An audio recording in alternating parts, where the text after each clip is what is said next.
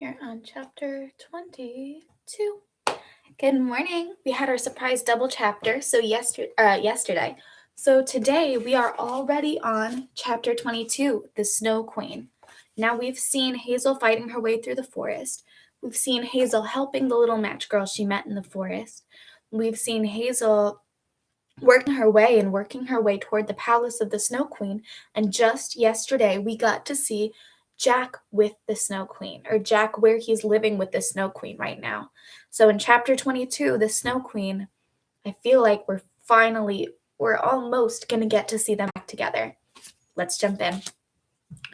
Chapter 22, the Snow Queen. Hazel couldn't see a path ahead of her, but she still moved forward into the great seething nothing. For she had put her faith in the cold now, as it was all she had left. The nothing greeted her hungrily, swirling around her, pulling at her, whipping at her skin. It would soon devour her, or it already had.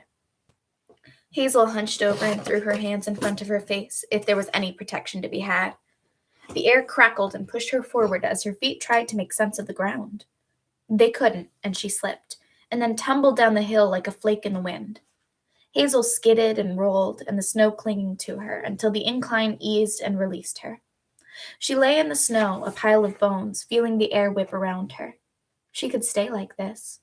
She could stay like this. But she didn't. The cold pulled her forward still, and so she picked herself up. She thrust her arms above her head again, and then eased herself down the hill one slippery step at a time. Her clothes were covered in snow, but it didn't seem to matter as she was mostly snow herself now. She breathed it in and out. It collected in her gasping lungs. The snow was colonizing her, breath by breath. She reached flat land and picked her way forward, through snow that rose and fell like frozen waves. The wind didn't let the snow settle down on the ground for long. It blew it up to the sky as fast as the sky could pour it down, and all Hazel could do was push through. She couldn't see more than a few feet in front of her, so she didn't look. She knew what was out there because it was all a part of her now, the endless churning darkness, the shadowy snowdrifts that collected in the wind and blew apart again. She huddled her shoulders together as if trying to make herself as inconsequential as possible, and still trudged forward. One step, another, another. It should have been determination pulling her forward, the surety of her quest, the nobility of her heart. It should have been love, it should have been faith, or at least hope. But she had nothing like that inside of her. She had nothing inside of her at all. And still she went forward. Somewhere ahead there was a boy who had been her best friend. She had known so many versions of him, she carried all of them with her. Here he waggled his eyebrows through a classroom window. Here he sent her best superhero pitch sailing through the sky. Here they sat in the shrieking shack oblivious to the world's crushed up beer cans. Here he appeared wearing an eye patch, and 6-year-old Hazel felt the pieces click into place. But snowdrifts and night were overtaking her, and Hazel only had room for so much.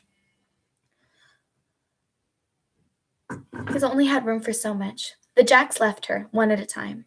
The wind embraced them eagerly. The snowflakes had turned to ice, and the pellets whipped against her face. The wind seemed like it might tear off her skin. The snow was nearly at her waist, and still she could see nothing ahead. One step, another. It wasn't survivable, the cold and the tumult and the endless sickening sky. So she hardened her skin against the wind, her blood against the cold, her heart against the despairing sky. I feel nothing, she whispered, as the ice hit her skin, as the wind beat against her, as the snow menaced around her. I feel nothing. I feel nothing. She was as pointless and gray as the world. And she moved on, muscle, bone, and blankness. And then, there, a breath. The wind released her. The snow settled itself. The cold eased. Hazel stumbled forward and then stopped. She could feel nothing at first but stillness. Her body didn't know what to do with it. The tick-tock of the clock was gone, and Hazel missed it like her own heartbeat. Hazel shuddered as the wind danced around her gently, as if this was all there had ever been between them. She wiped the snow from her eyes, and it fell agreeably away. And she looked up. She was standing in the middle of a vast plain in the snow-shimmer night. All around her was still. There was an eternity of sky above her. There was no sign of anything else, the woods, the hills, the storm. The horizon stretched on around her. But she was not alone. There was a palace just ahead, sitting in the middle of the plain like a gift. It was simple, a small square with a dome framed by 4 minarets, which are like towers. It looked like it had been sculpted out of snow. Hazel stared at the palace. And there's her girl.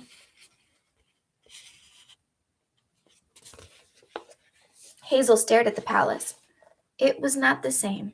It was longer and a little more elegant and feminine, but it reminded her of the fortress in Jack's sketchbook, of the place where no one could ever find him. It was like this plane had birthed it just for Jack, and now it presided proudly over this kingdom of nothing. The glimmering palace tugged at her, and Hazel gave herself to it even though she was nothing.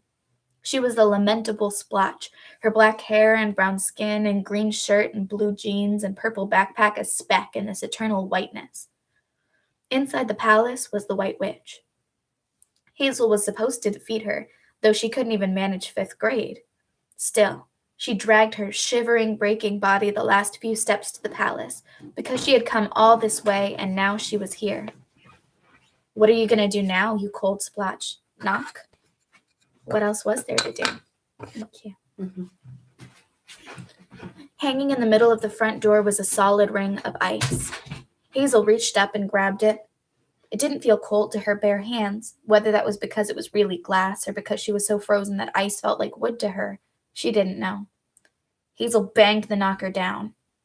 The sound echoed through the white valley. Silence. 1 heaving breath. 2. 3. Then the door opened. Hazel did not know what she'd expected. Servants, minions, something.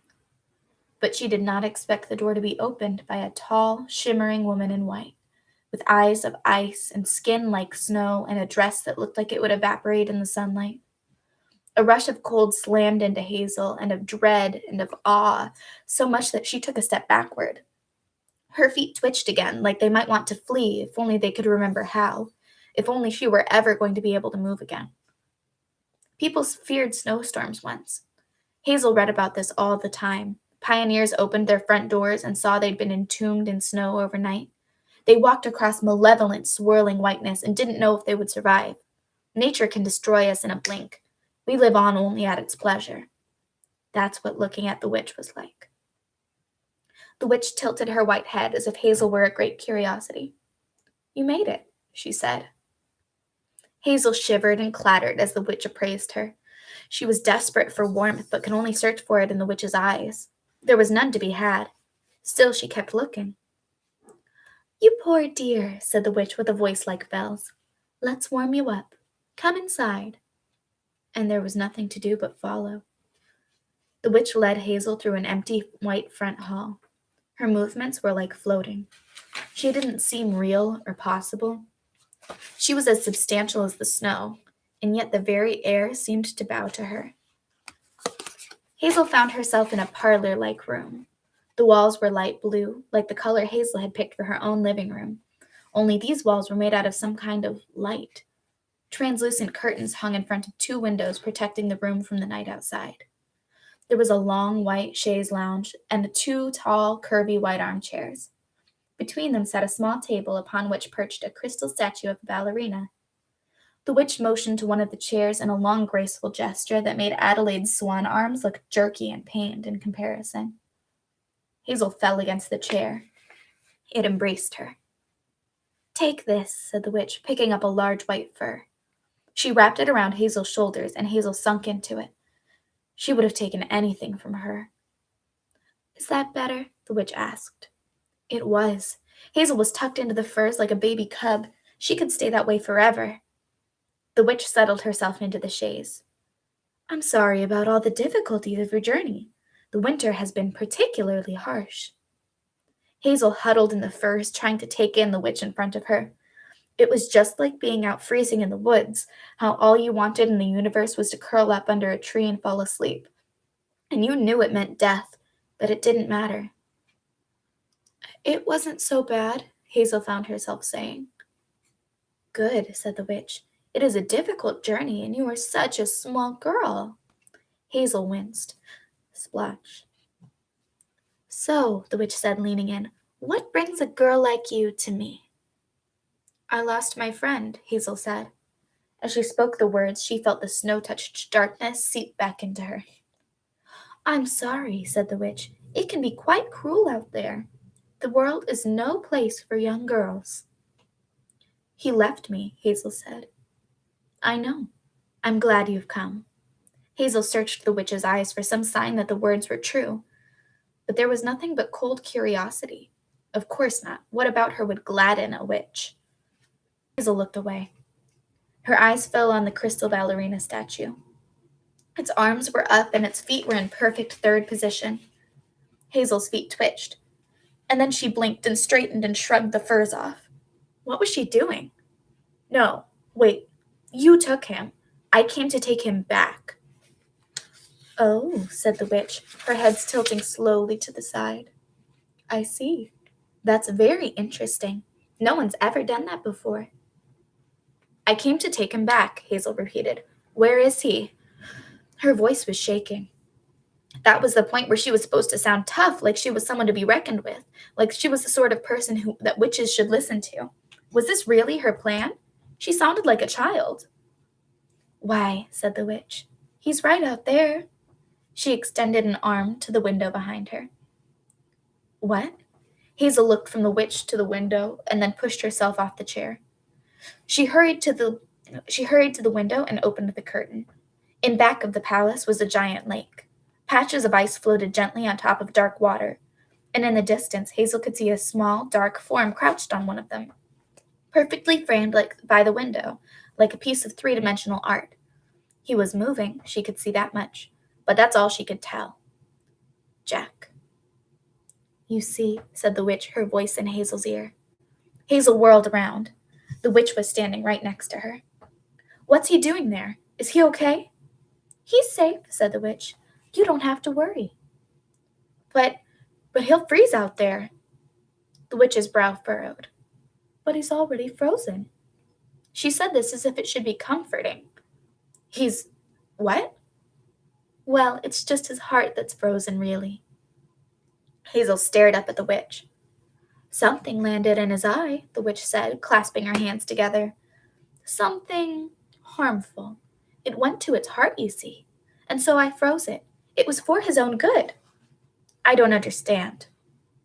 You are a very small girl, said the witch. Hazel opened her mouth, but had nothing to say. She could see Jack out of the corner of her eye. He seemed to be moving something around with one hand. He was totally focused on whatever was in front of him, like he was when he was drawing. And suddenly, all her Jacks came rushing back. I want him back now. He's my friend. I miss him, and I want him back. Hazel's voice cracked. How she hated the weakness of the human heart. I see, said the witch. She turned her full gaze on Hazel. You feel quite empty without him, don't you? The eyes pried at her, and Hazel could only nod. The witch leaned in, her voice soft. He was the thing that made you belong. After all, he made all the pieces fit together, and without him, the witch moved her hands in the air. Hazel's gaze snapped to the floor, unless she'd see herself in the witch's eyes. It's funny. You came through the woods for him, and he never even mentioned you. Hazel's heart twisted. She would give anything not to feel this way. I don't think you know how to get by without him, do you? That's why you came. You can't survive out there. She motioned vaguely out the window. Whether she meant in the storm or in the real world, Hazel didn't know, but it didn't matter. The witch rested a long finger on her cheek and shook her head. You could stay, she said. You could be with him forever. It would be better for you.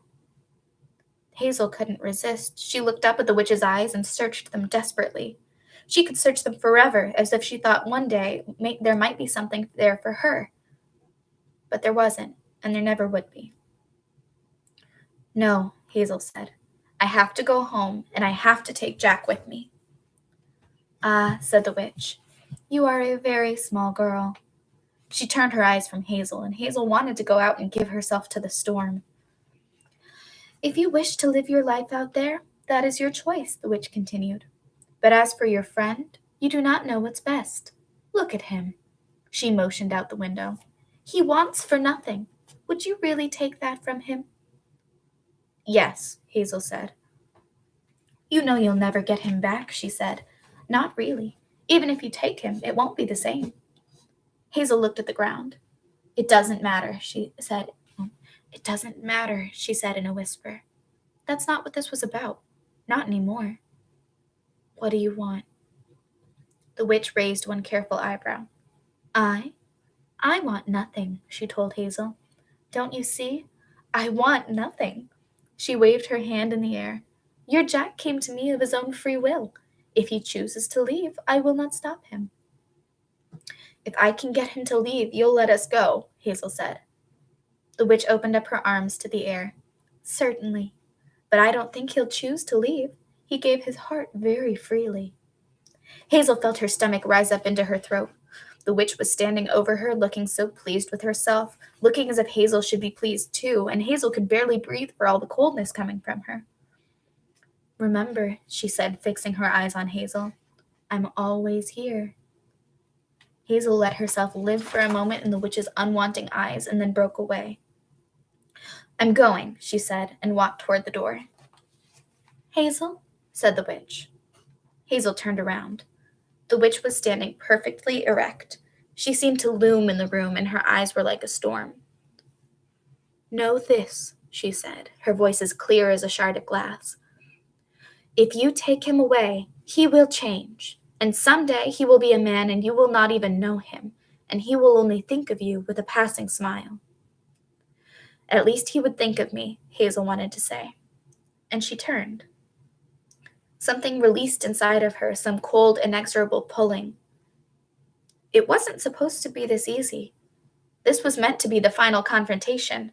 There was to be a struggle, torment, despair.